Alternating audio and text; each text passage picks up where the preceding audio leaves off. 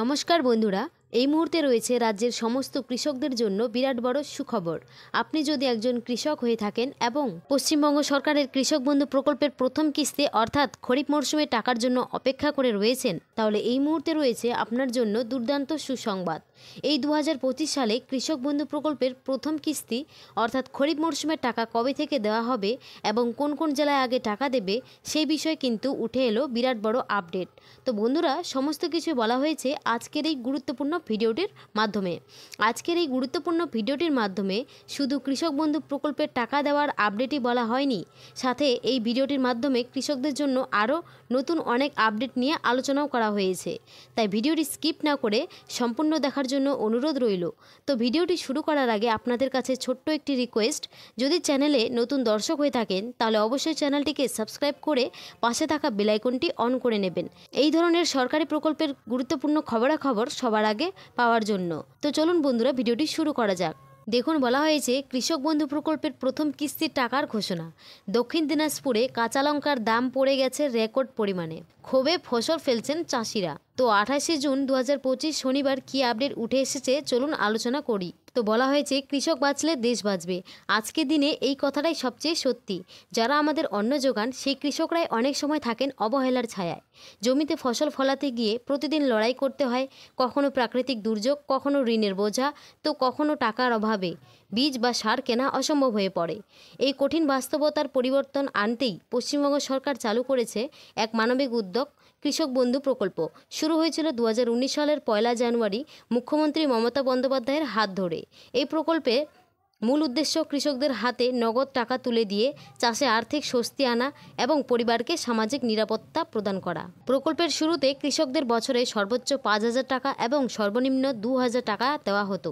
পরে চাষের খরচ বাড়তে থাকায় এবং কৃষকদের চাহিদার কথা মাথায় রেখে 2021 সালের 17 জুন থেকে টাকা আরও বাড়ানো হয়। এখন যাদের জমি 1 একর বা তার বেশি তারা বছরে 10,000 টাকা করে পান 2 কিস্তিতে, আর যাদের জমি 1 একরের কম তারা পান বছরে 4,000 টাকা। এই প্রকল্পের সবচেয়ে মানবিক দিকটা হলো, যদি কোনো কৃষক 18 থেকে 60 বছরের বয়সের মধ্যে মারা যান তাহলে তার পরিবারকে সরকার 2 লক্ষ টাকা এককালীন সাহায্য দেয়।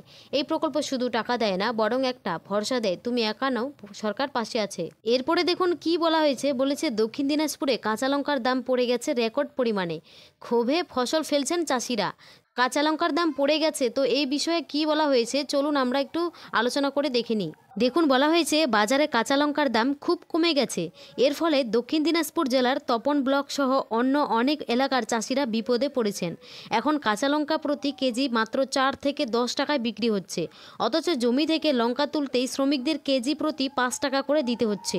এই অবস্থায় উৎপাদনের খরচ, পরিবহন খরচ সব মিলিয়ে চাষিদের বড় ক্ষতি হচ্ছে। অনেক চাষি ক্ষোভে রাস্তায় লঙ্কা ফেলে দিচ্ছেন।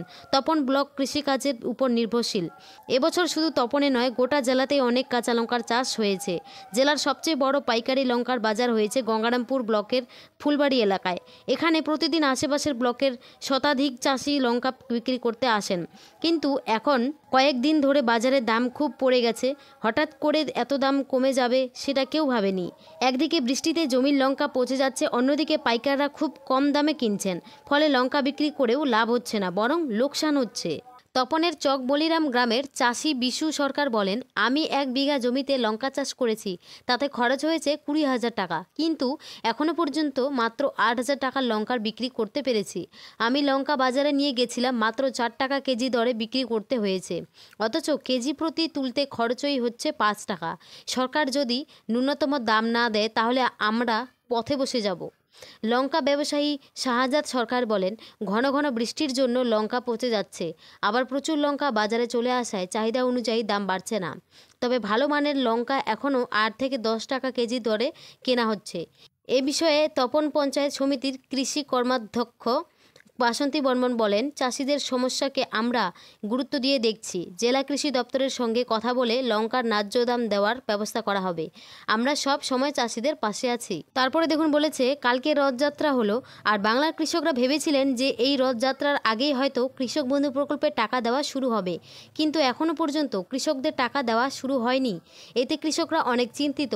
রাজ্যের লক্ষ লক্ষ কৃষক এখন অপেক্ষা করছেন কৃষক বন্ধু প্রকল্পের প্রথম কিস্তির টাকার জন্য, কিন্তু এখনও পর্যন্ত কারো অ্যাকাউন্টে টাকা জমা পড়েনি। তাই কৃষকদের মুখে ঘুরে বেড়াচ্ছে একটাই প্রশ্ন, এই বছর টাকা কবে দেবে সরকার? নিয়ম অনুযায়ী প্রতি বছর এপ্রিল থেকে সেপ্টেম্বরের মধ্যে প্রথম কিস্তির টাকা দেওয়া হয়, কিন্তু 2025 সালের জুন মাস শেষ হতে হতে গোনা আর কয়েকদিন বাকি, কিন্তু সরকার এখনও নির্দিষ্ট কোনো তারিখ ঘোষণা করেনি। আগের বছরগুলির রেকর্ডে দেখা যাচ্ছে 2021 সালে টাকা এসেছিল 17 জুন, 2022 সালে 27 জুন, 2023 সালে পঞ্চায়েত ভোটের আগে 26 এপ্রিল আর 2024 সালে দেওয়া হয়েছিল 12 জুন। এই পরিসংখ্যান দেখে অনেকেই আশাবাদী ছিলেন যে এবারও জুনের মধ্যেই টাকা আসবে। তবে এখন পর্যন্ত কিছু ঘোষণা না হওয়ায় কৃষকদের মনে উদ্বেগও বাড়ছে। সরকারি সূত্র বলছে চলতি বছরও টাকা পাঠানোর প্রস্তুতি চলছে পুরোদমে। ব্লক অফিসের কর্মীদের কথায় খুব শীঘ্রই সুখবর আসবে, কৃষকদের শুধু একটু ধৈর্য ধরতে হবে। আবার একাধিক সরকারি সূত্র থেকে পাওয়া তথ্য অনুযায়ী 30 জুনের মধ্যেই টাকা কৃষকদের অ্যাকাউন্টে পৌঁছে যেতে পারে। অনেক আধিকারিকরা জানিয়েছেন যে কোনো সময় সরকার এই বিষয়ে ঘোষণা করে দিতে পারে এবং সঙ্গে সঙ্গে সংবাদ মাধ্যমে তা জানানোও হবে।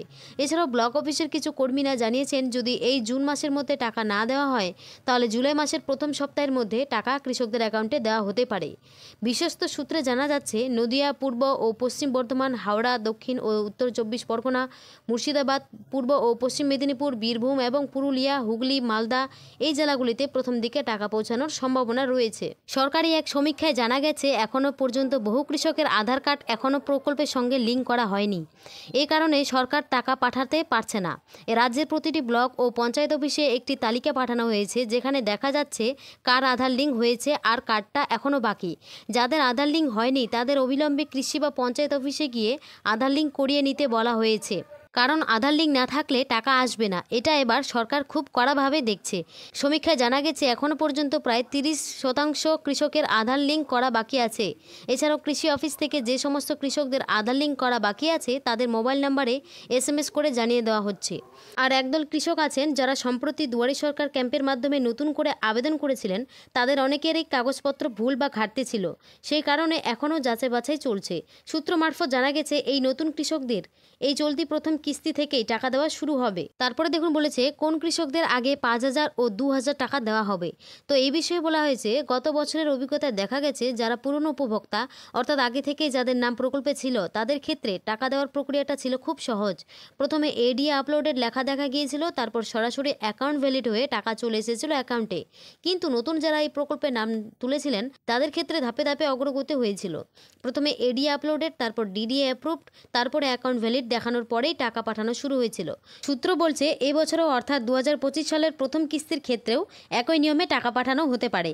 তো বন্ধুরা, এই ছিল আজকের আপডেট। যদি আপনাদের ভিডিওটি ভালো লেগে থাকে তাহলে অবশ্যই একটি লাইক এবং সাবস্ক্রাইব করে পাশে থাকবেন।